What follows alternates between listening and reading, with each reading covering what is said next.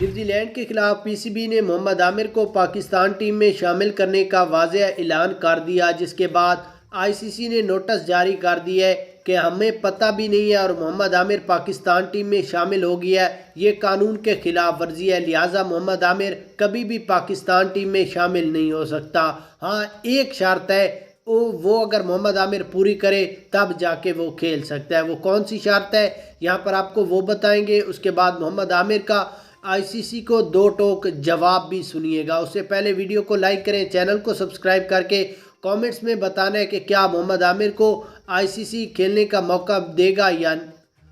اس کے بعد کامنٹس میں بتائیے گا کیا محمد عامر کو پاکستان ٹیم میں شامل کرنے کا موقع ملنا چاہیے یا نہیں ملنا چاہیے۔ اس کے بعد اگر یہاں پر بات کریں نجم سیٹھی کی، تو ان کا کہنا تھا کہ ہم نے محمد عامر کو ایک گرین سگنل دے دیا اور اس کو یہ بھی کہتے ہیں کہ آپ کسی کو بھی انٹرویو بھی نہ دیں اور اپنی پریکٹس پر فوکس کریں، آپ پریشر نہ لیں۔ جس کے بعد محمد عامر کا کہنا تھا کہ انشاءاللہ میں اپنی جلد سے جلد اچھی پریکٹس کر کے نیوزی لینڈ کے خلاف بولنگ پر تباہی مچا دوں گا۔ اس کے بعد آئی سی سی کا کہنا تھا کہ